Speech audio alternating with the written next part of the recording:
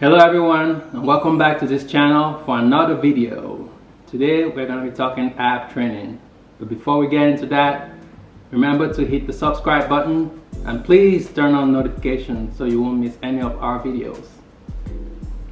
So when it comes to ab training, I know a lot of us always consider abs as a six-pack and all that. I know some people might have 8-packs or 4-packs depending on genetics, but we always refer to abs as six-packs. However, guys, we have to understand there are 4 principal abdominal muscles, which 3 of which most people don't really usually talk about. Today in this video, I'm not only going to be showing you guys my routine, but we're going to be discussing all the 4 layers of the abdominal muscles in the abdominal area. So as we can see from the image, there are 4 distinct abdominal muscles, which include the transverse abdominis, the rectus abdominis, aka our six-pack, and 2 oblique muscles, one internal and one external. Notice how all 4 muscles are arranged in separate layers, with one stacked over the other. We begin by looking at the external obliques. This muscle is the most superficial of the ab muscles and also the largest of all of them. It runs downwards from top to bottom towards the midsection, which is opposite of the internal obliques, which run from top to bottom away from the midsection. Both oblique muscles are always engaged with any twisting or turning movements. However, they both will contract and relax in the opposite manner, such that, say for example, if you consider twisting your waist towards the left side, which result in contraction of your left internal, while the left external will be relaxed. So both of these muscles will be moving in opposite directions. Okay, next we have the rectus abdominis, or the six-pack. This muscle is absolutely essential for maintaining good posture and is primarily responsible for flexing the lumbar spine, as can be noted during the movement of a sit-up or crunch.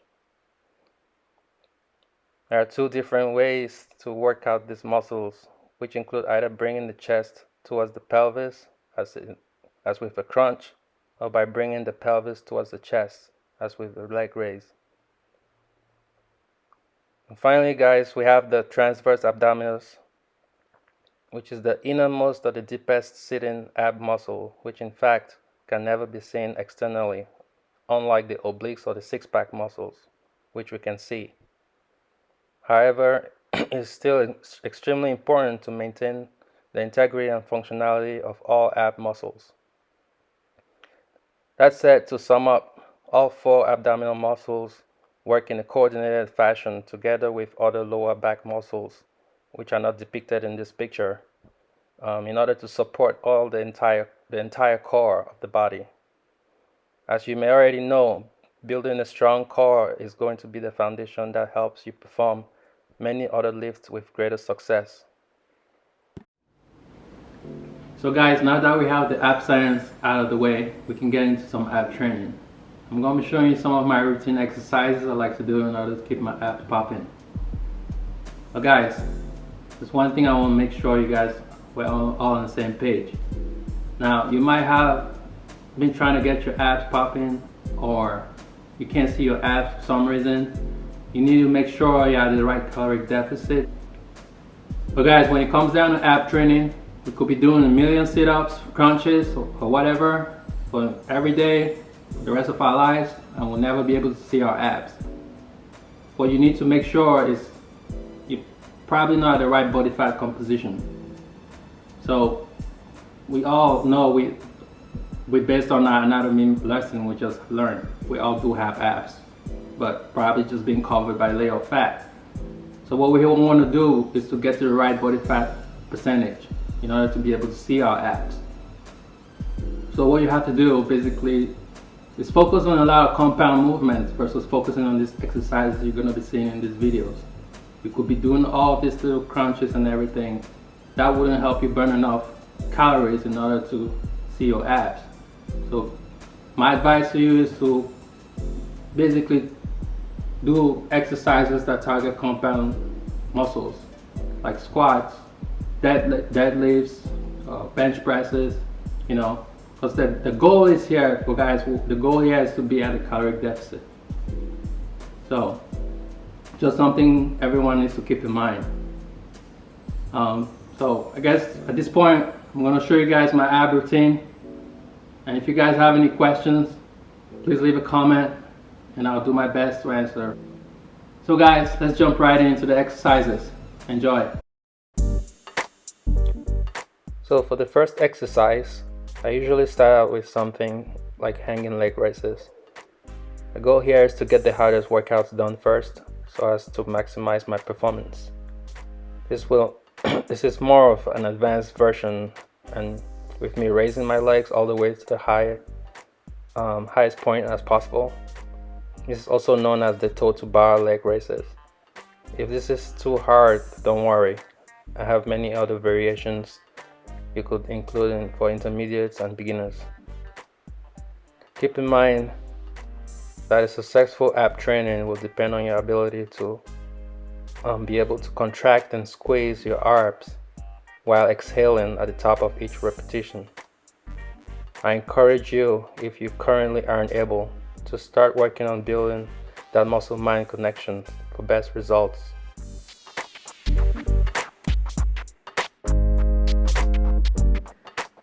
If you're still having difficulties with the exercise, even after trying the beginner's version, then your arms might just be going fatigue too early for you to hang on the bar long enough. In that case, you might want to invest in maybe purchasing what's called an ab strap, which can hook up to the bar for your elbows to support, or for extra support. I'll attach a link in the description if you're interested.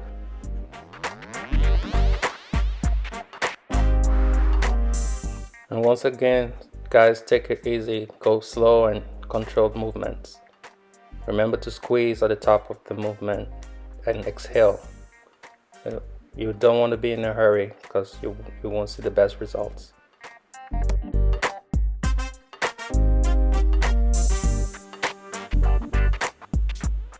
So guys, if a hanging leg raises is still too hard for you, don't worry, it's not the end of the world. Here I have another alternative which would still have some good influence on your ab. We're just going to be doing some laying leg raises right here with a little twist. As you can see, I'm not just raising my legs up, but I also have the added pelvis raised towards the end of the movement. Alternatively, you could just keep it simple with the traditional leg raise, as you can see here.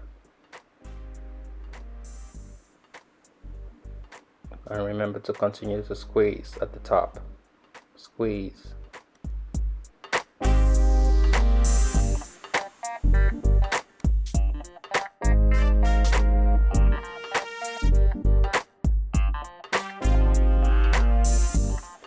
And now we move on to one of my favorites, the bicycle crunch.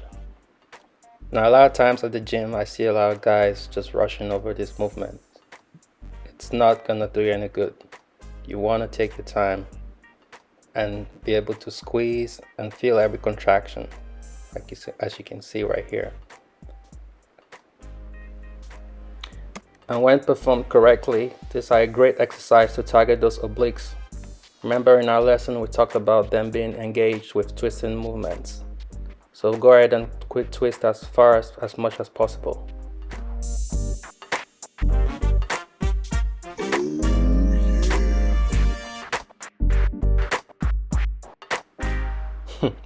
Just kidding, guys. That's just my wife actually telling me to show off a little bit.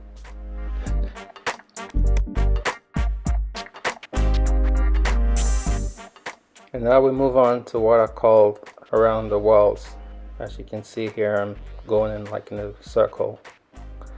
This will be also useful for targeting those obliques as well as targeting your rectus abdominis or the six pack.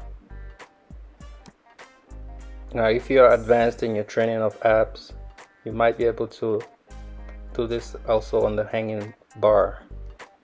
but remember, you need to be advanced because they become really tough.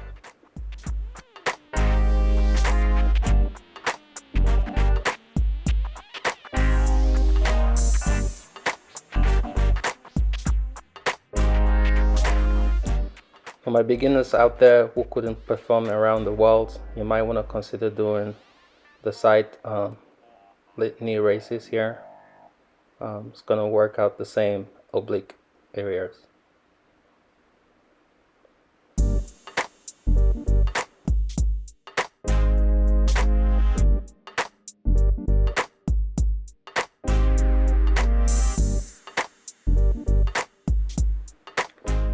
Now we move on to some good old plank exercises. The planks are a very good exercise to train the whole core, and there's so many different variations of a plank. Here I'm just doing with a side-to-side hip tap. You could decide to do different variations if it feels too easy for you to just hold the plank. Some will do a side-to-side plank with one arm. So I would just say go ahead and do whatever works for you.